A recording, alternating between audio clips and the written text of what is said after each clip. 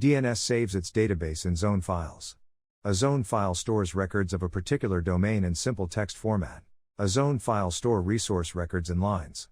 For each record, it uses a separate line. If you want to create a resource record in multiple lines, you must use parentheses. DNS process everything you put between an opening parenthesis and a closing parenthesis as a part of the line. Administrators use this feature to make the start of authority record more human readable. This is a start of authority record. We will talk about this record later in this video. When processing, DNS removes these parentheses and arranges these fields in the same line. DNS looks at this record like this. To separate two fields in a record, you can use either spaces or tabs.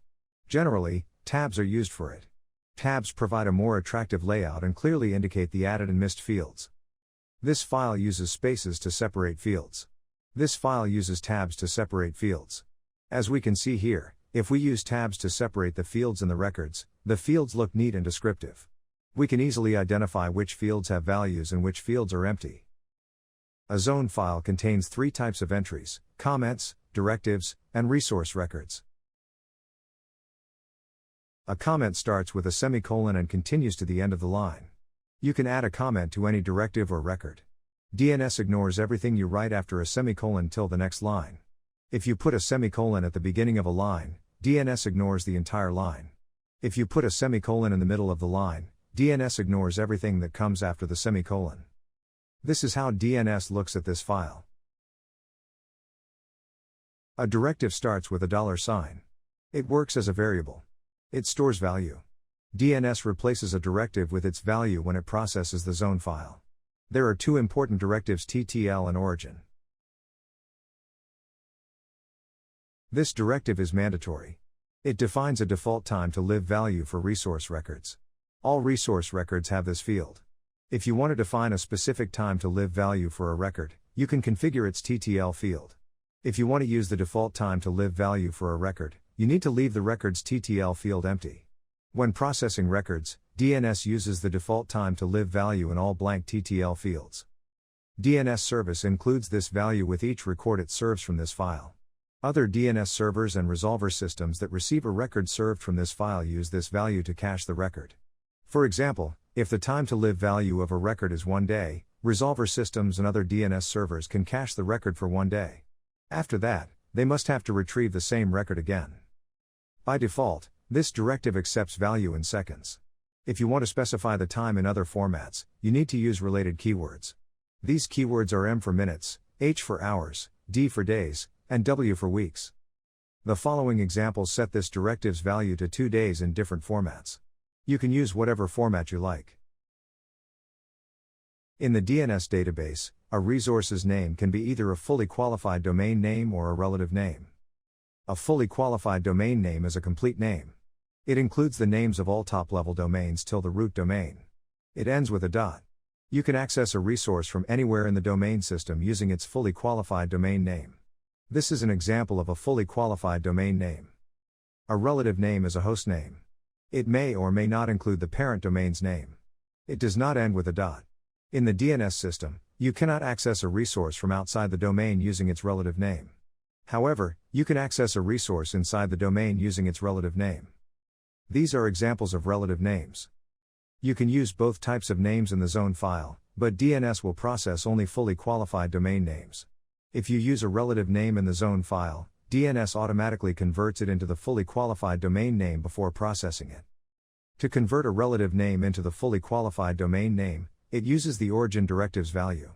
The origin directive stores the fully qualified domain name of the domain. It attaches the domain's fully qualified domain name to the relative name as a suffix to make it the fully qualified domain name. In a zone file, you can specify a name in 4 ways. You can specify a fully qualified domain name, a relative name, a singlet symbol, and a blank space. If you use a fully qualified domain name, DNS uses the name as it is. A fully qualified domain name always ends with a . DNS uses this rule to identify fully qualified domain names in the zone file. If a name ends with a . it assumes the name is a fully qualified domain name and processes the name as it is. In this zone file, these names end with a . DNS will process these names as fully qualified domain names. If a name does not end with a . it assumes the name is a relative name and converts it into the fully qualified domain name. To convert a relative name into the fully qualified domain name, it uses the origin directives value. It attaches the origin directives value as a suffix to the relative name. In this zone file, these names do not end with a dot. DNS will process these names as relative names. It will use the origin directives value to convert these names into fully qualified domain names. If you use a single @ symbol in the name field, DNS replaces this symbol with the origin directives value. For example, this resource record has an @ symbol in the name field. When processing this file, DNS will replace this symbol with the origin directives value. If you use a blank space or leave the name field empty, DNS uses the previous record's name field's value. If we talk about this file, DNS will use the value example.com in the name field of these records. Let's understand how DNS will process the name fields of these records. This record has the @ symbol in the name field. DNS replaces the @ symbol with the value configured in the origin directive. This record's name field is empty. Because of this, DNS will use the previous record's name field's value here.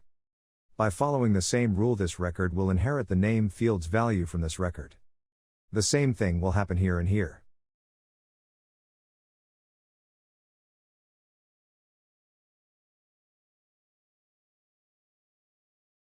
A resource record defines the characteristics and properties of an entity within the domain.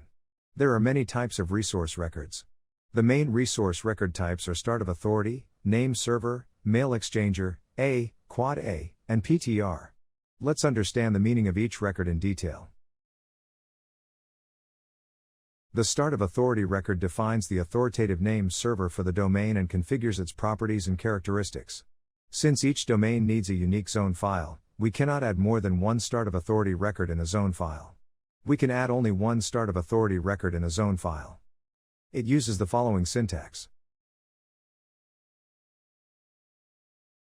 Let us understand this syntax field by field.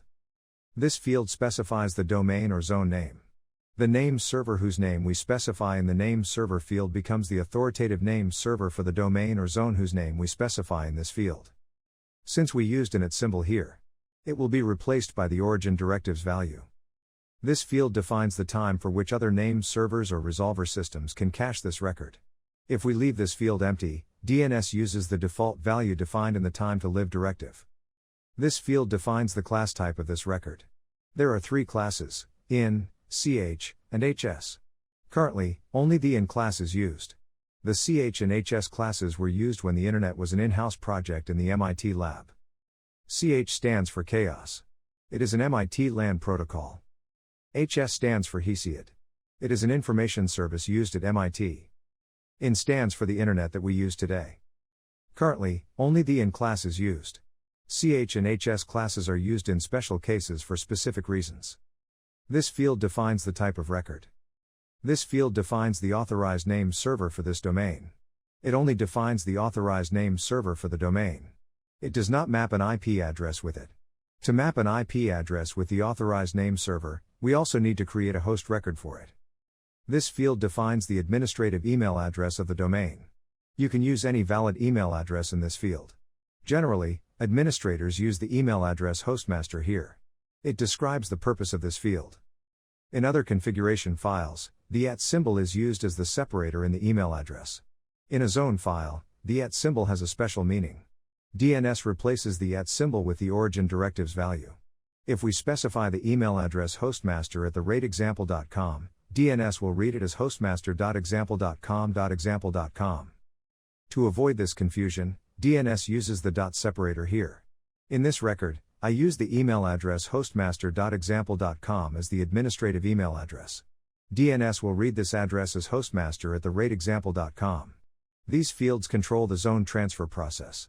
Before we understand these fields, let's understand what a zone transfer is and how it works. A zone transfer is a process in which a master nameserver transfers zone files to the slave nameserver. As we know, in the DNS system, we can create zone files only on the master nameserver.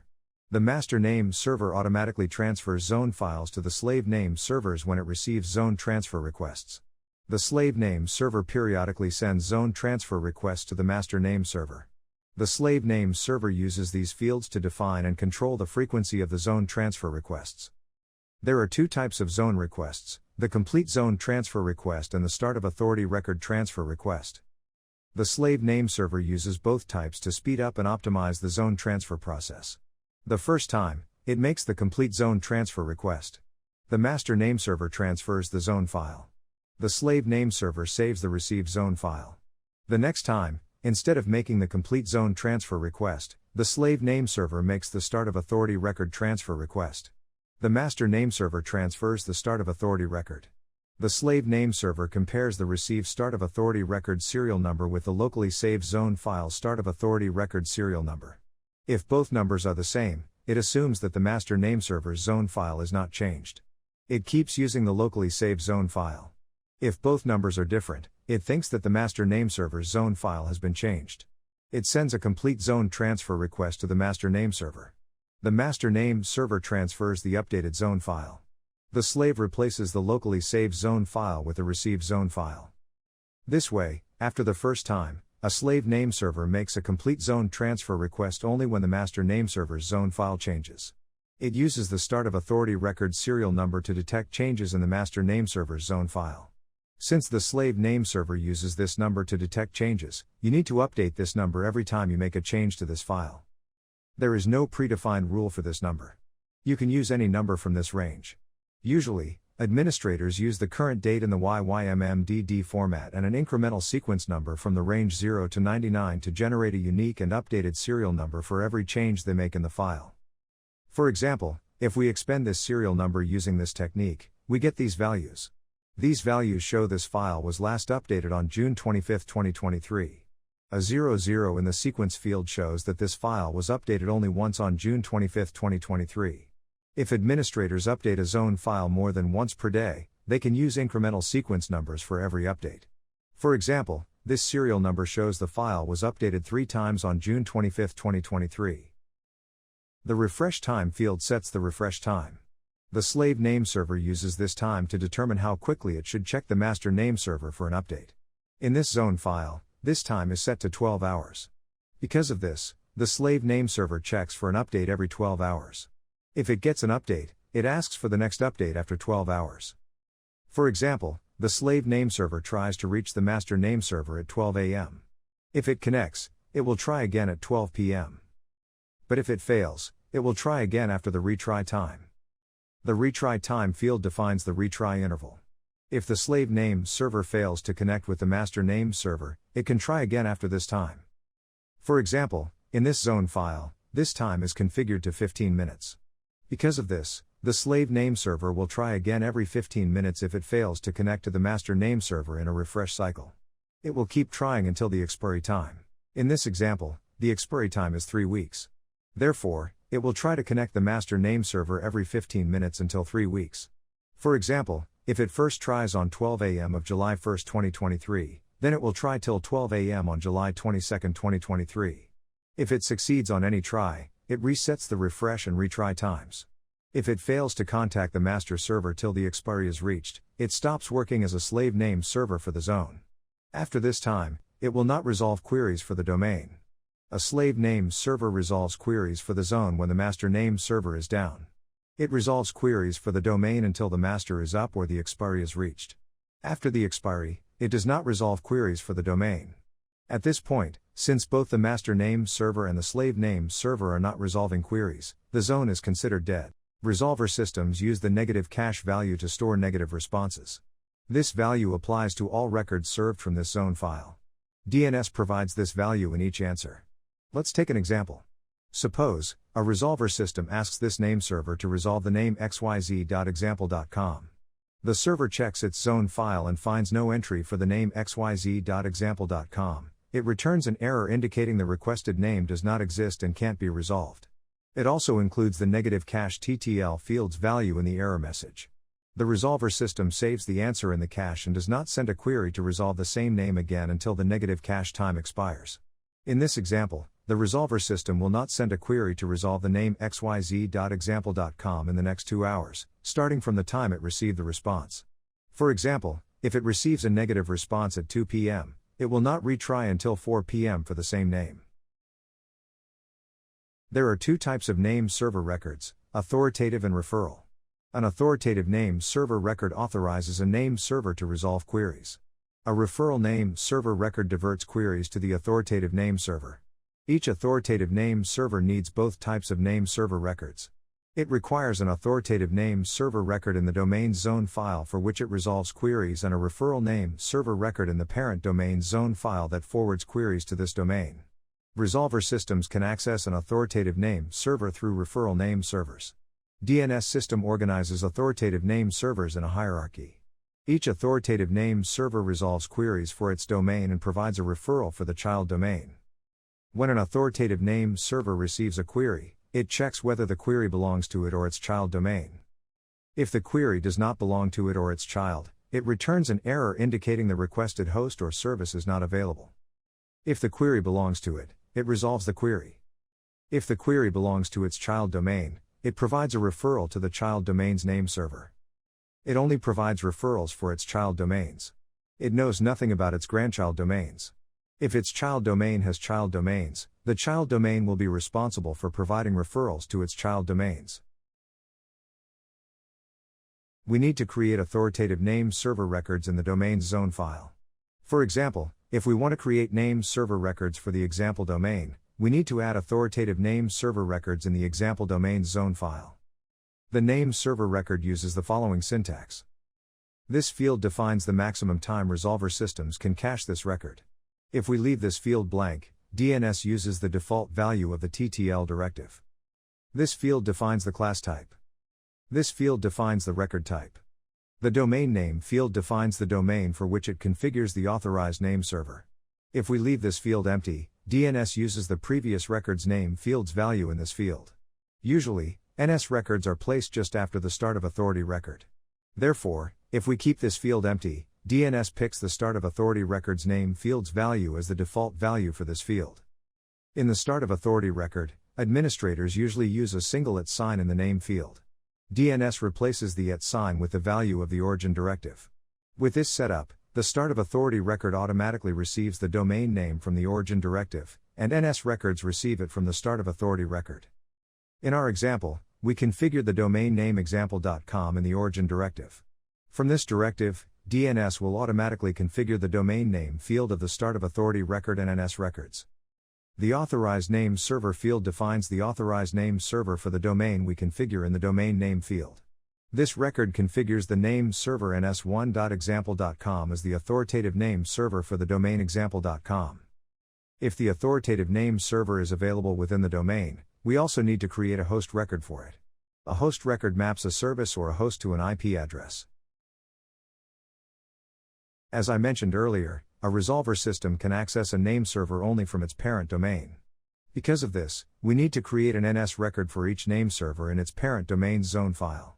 An NS record that we create in the parent domain zone file is known as a referral name server record or a glue name server record. It sticks the child domain's name servers with the parent domain's name server. It uses the same syntax the authoritative name server record uses. The only difference between a referral or glue nameserver's record and an authoritative nameserver's record is that in the referral nameserver record, we use the domain name for which we are creating the referral in the domain name field. For example, if we want to create a referral name server record for the XYZ domain, we will use the XYZ domain's fully qualified domain name here. Since the referred domain is a child domain of this domain, we must have to create a host record for it also. If we create a glue record without the host record for the child domain's name server, the resolver systems cannot access the child domain's name server. Let us take an example to understand it. A resolver system wants to resolve the name ftp.xyz.example.com. By default, resolver systems only know the IP addresses of root nameservers. They save them statically in library files. For example, Linux saves root nameservers' IP addresses in the /var/name/name.ca file. The resolver system sends the query to the nearest root nameserver. The root nameserver provides a referral to the COM nameserver. The referral includes the COM nameserver's IP address. From the referral, the resolver system learns the COM nameserver's IP address and sends the same query to the COM nameserver. The COM nameserver provides a referral to the example nameserver. The referral includes the example nameserver's IP address.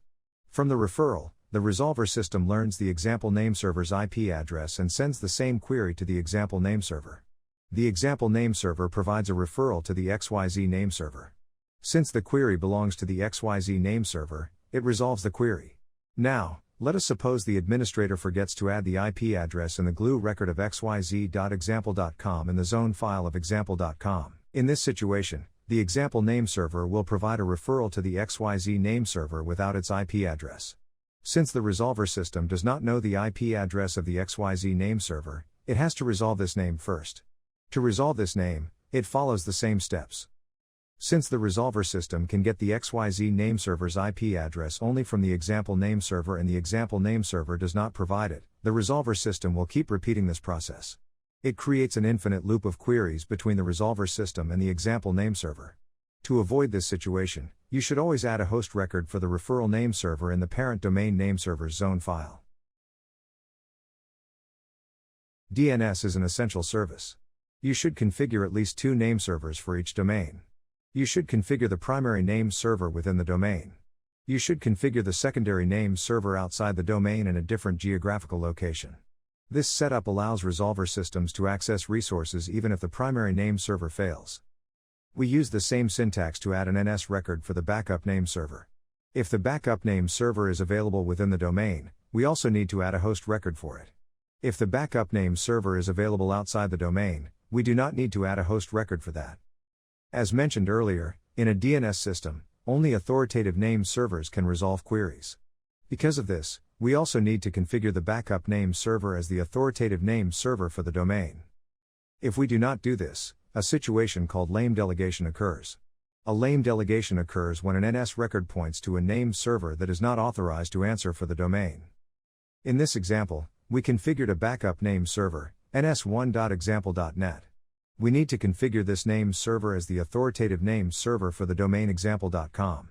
To authorize this name server for the example domain, we need to configure this name server as the slave name server for this domain. A name server can act as a primary name server for one domain and a backup name server for another domain at the same time.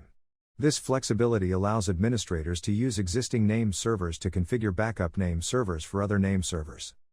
Let's take an example. Suppose we have 2 primary name servers ns1.example.com and ns1.example.net for the domains example.com and example.net. We can configure the ns1.example.com name server as the backup name server for the ns1.example.net name server and the ns1.example.net name server as the backup name server for the ns1.example.com name server.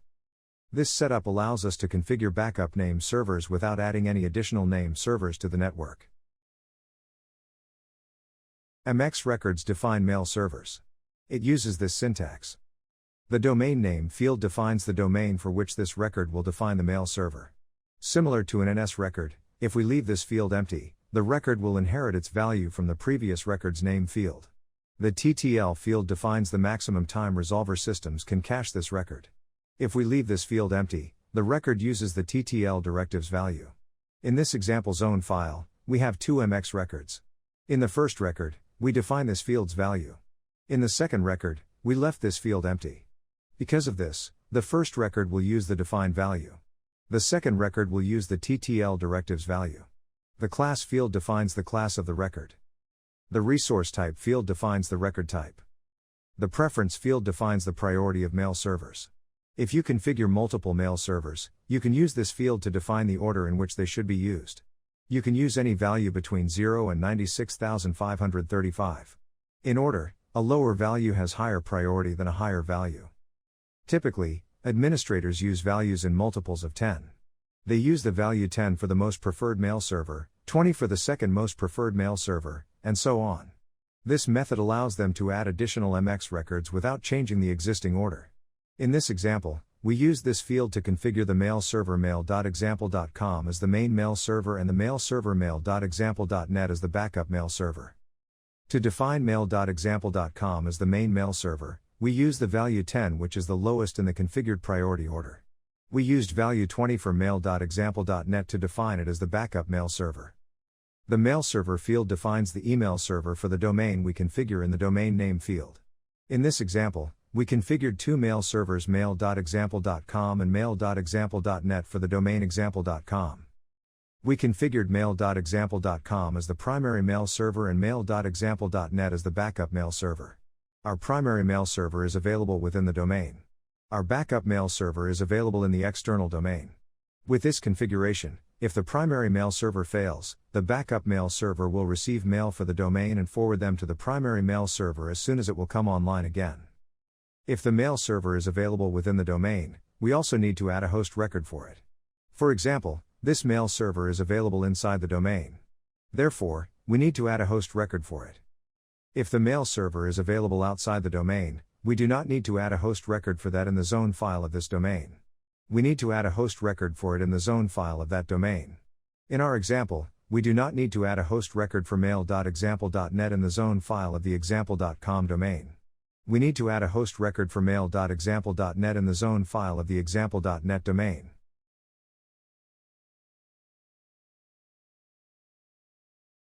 We need to create host records of all resources available within the domain in the domain's zone file. If a resource is available in the external, parent, and child domains, we don't need to add that resource's host record in the domain's zone file. There is only one exception to this rule. We need to add a host record for the child domain's nameserver record. In this domain tree, we have 3 domains in one branch and 2 domains in another branch. The example domain is the parent of the XYZ domain and child of the CALM domain. We need to create host records for these resources in the zone file of this domain. We will create host records for these resources in the zone file of this domain. Same way, for these resources, we will create host records in the zone file of this domain. Since the XYZ domain is the child domain of the example domain, we need to create a host record for the XYZ domain's nameserver in the example domain's zone file. Similarly, we need to create host records for all nameservers in their parent domain's zone files. Besides nameserver records, we don't need to add host records of any domain in its parent domain's zone file. To add a host record, we use the following syntax. The name field defines the name of the host or service whose IP address we want to make publicly accessible. If we use a relative name here, DNS automatically converts it into a fully qualified domain name by adding the origin directives value to it. The TTL field defines how long other name servers and resolver systems can cache this record. The class field defines the class type of this record. The resource record type field defines the type of record. The A record maps an IP4 address with the name of a host or a service. The quad A record maps an IP6 address with the name of a host or a service. The IP address field defines the IP address we want to map with the name defined in the name field. We can map multiple IP addresses with the same name. This feature is used when we run the same service on multiple hosts. If the same service is available on multiple hosts, we need to map their IP addresses with the service name. For example, if we configure the same web service on 3 hosts for backup and redundancy purposes, we need to map the all 3 hosts' IP addresses with the service name. If we map multiple IP addresses with the same name, DNS provides an IP address for the name in a round-robin or random order. You can define this order by configuration directives. We can also map multiple names with a single IP address. You can use this feature when you run more than one service on the same host. For example, if you have a small website and use only a few email addresses for management and communication purposes, you can run the mail, web, and FTP services on the same server. This setup allows you to save the cost of additional servers. Let us understand this feature through our example. Suppose we configure the mail, web, and FTP services on a single server whose IP address is 192.168.0.2. In this situation, we need to map these services with the IP address 192.168.0.2. The Cname resource record type assigns an alias name to the name of an existing host or a service. The alias name field defines the name you want to use for the existing name defined in the canonical name field. The canonical name field defines the actual name which you want to access by an alias name defined in the alias name field. This record type is used when you want to access a service from another name or hide your internal network structure from external users. Let's understand it through our example. Suppose we run the web service on a host called my web server. In this situation, we can map the name www with the name my web server. After this, DNS will translate the name www into the IP address of my web server. Users will access the web service running on the IP address of my web server by using the name www. Usually, administrators configure a web server to serve websites with and without the www. This setup needs a Cname record in the zone file for the web service. To achieve this goal, you need to add a host record for the domain name, and then you need to configure the www as the alias name for the domain name. A zone file only translates names into IP addresses. It does not run or provide any other service. If you add an alias name for a service, you also need to configure that service to respond to both canonical and alias names. In this example, you also need to configure the web server to respond on both names www.example.com and example.com.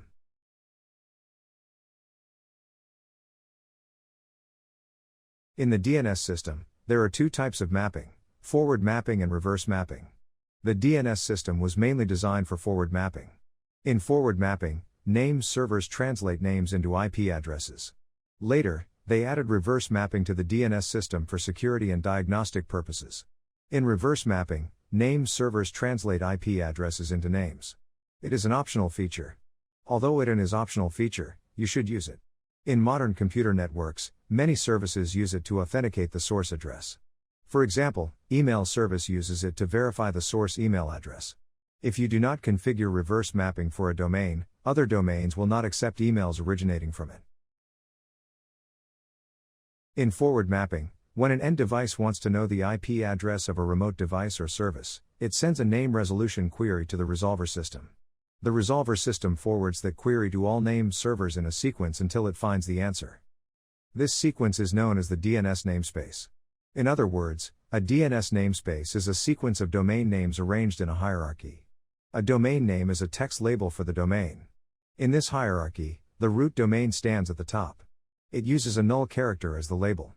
You can write a resource name with or without its parent's domain name. If you write its name with parent domain names, it is called a fully qualified domain name. A fully qualified domain name uses dots to separate domain names. It starts with the resource's name and ends with the root domain's name. Since the root domain uses a null character as the name, it always ends with a dot. This is an example of a fully qualified domain name. In this name, FTP is the resource name. It is the child of the example domain. The example domain is the child of the COM domain. The COM domain is the child of the root domain. Each domain uses an authoritative name server to resolve queries for resources available inside it. If it has a child domain, it does not resolve queries for the child domain. It provides a referral to the child domain's authoritative name server. Only authoritative name servers can resolve queries. If a name server is not authoritative for a domain, it provides a referral to the next authoritative name server in the sequence. Since all authoritative name servers work in a hierarchy, a resolver system can easily reach the authoritative name server that can resolve its queries. This process is an example of forward mapping. In reverse mapping, a resolver system resolves an IP address with the name. Suppose the resolver system wants to know the name of the IP address 192.168.0.3. For this, it follows the same steps it uses in forward mapping. It sends the first query to the root name server and follows the referral until it gets the answer. Unlike fully qualified domain names, IP addresses do not include domain names. An IP address includes two types of addresses, the network address and the host address. For example, in the IP address 192.168.0.3, the network address is 192.168.0, and the host address is 3. Network addresses are used to organize and find IP addresses. Host addresses are used to provide a unique identity to an endpoint or a resource. A network address is like a domain name. A host address is similar to a resource name. Since IP addresses do not include domain names, developers used a different approach to build a domain tree for IP addresses in the DNS namespace. They created a domain called ARPA as a child domain of the root domain and used it to build a domain tree for IP addresses. There are two versions of IP addresses, IP4 and IP6. To keep the IP addresses of both versions separate, they created two additional domains as the child domains of the ARPA domain. For IP4 addresses, they created the in-address domain. For IP6 addresses, they created the IP6 domain. They constructed the domain tree for both versions inside their respective domains. To construct a domain tree for IP addresses, they used network addresses. But there was a problem. Unlike domain names which are written from right to left in fully qualified domain names, network addresses are written from left to right in IP addresses. To solve this problem, they flipped the IP addresses in the domain tree. For example, The IP address 192.168.0.3 will be written as 3.0.168.192 in the domain tree.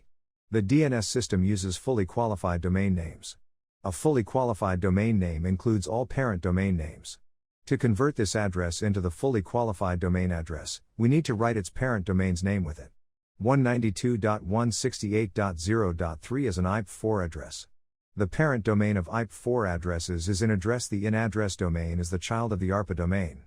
The ARPA is the child domain of the root domain. Because of this, the fully qualified domain name of the IP address 192.168.0.3 will be 3.0.168.192.in-address ARPA. If the resolver system wants to know the name of the service or host using the IP address 192.168.0.3, it sends the first query to the root name server. The root name server provides a referral to the ARPA name server. The ARPA name server provides a referral to the in-address name server. The in-address name server provides a referral to the 0.168.192 name server. The 0.168.192 name server provides the name associated with host address 3. This process is an example of reverse mapping.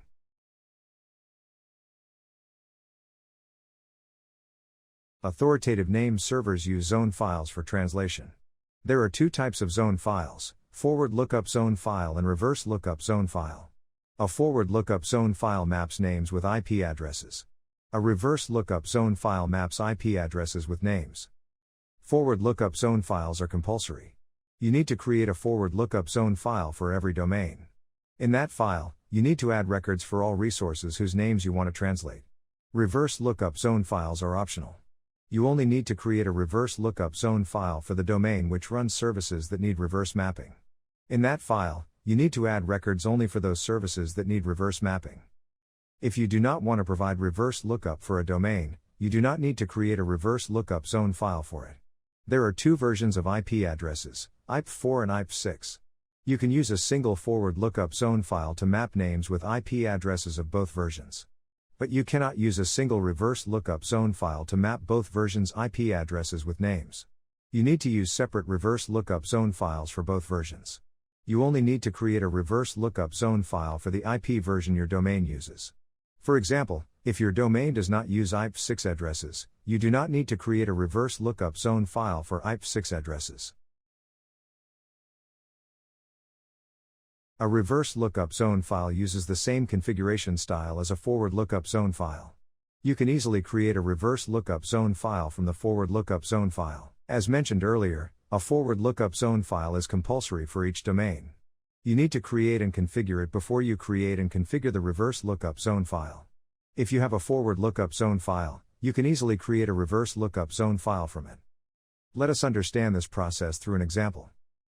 Linux saves zone files in the /var/name directory. This is the forward lookup zone file of the example.com domain. Create a copy of this file. You can choose any name for the copied file. Usually, administrators prefer the domain's network ID with a DB extension. It makes finding and managing zone files easier. In our example, the network ID of the example domain is 192.168.0. Flip this address and add a DB extension to it. Open this file. This is a line comment. The name server will ignore it. Change it to indicate that this is a reverse lookup zone file. The next is the TTL directive. It defines the maximum time other name servers or resolver systems can cache records served from this file. Keep it as it is. The next is the origin directive. It defines the fully qualified domain name. As explained earlier, in reverse mapping, a fully qualified domain name is the complete network address of the domain. Specify the complete network address of the domain. Zone files are not case sensitive. You can specify a name in both upper and lower cases. The next is a start of authority record. It defines the characteristics and properties of the domain. The next are the NS records. These define authoritative name servers for this domain. The start of authority and NS are compulsory records. These records are the same in both the forward and reverse zone files. You do not need to make any changes to these records. Keep them as they are. Next are mail server records. We do not need them in the reverse lookup zone file. Remove these records. Next are the host records. In a reverse lookup zone file, we use the PTR record type for these records. Unlike forward mapping, reverse mapping is not compulsory. We do not need to add PTR records for all hosts. We need to add PTR records only for publicly accessible services such as mail, web, and FTP. Remove all host records whose names you do not want to make publicly visible. In the remaining records, change the resource record type to PTR. Now, we need to interchange the resource name and IP address fields values. While doing this, we need to take care of the zone file's automatic name conversion rule. Remember, in a zone file, if a name does not end with a dot, the zone file automatically converts it into a fully qualified domain name using the origin directives value. We use this rule in the resource name field. In it, we specify only the host name and let the zone file convert it into a fully qualified domain name using the origin directives value. Pick only the host addresses from IP addresses and place them in the resource name field. Because of the same rule, we need to convert these resource names into fully qualified domain names. If we do not do this, the zone file will automatically convert them into fully qualified domain names using the origin directives value. For example, it will convert this name into this name. It will be an incorrect configuration. Convert all resource names into their fully qualified domain names. That's all we need to do in this file. Save the file. Now, this file is ready to translate IP addresses into names. That's all for this video. If you have any suggestions, comments, or feedback about this video, please share them with us in the comments section given below.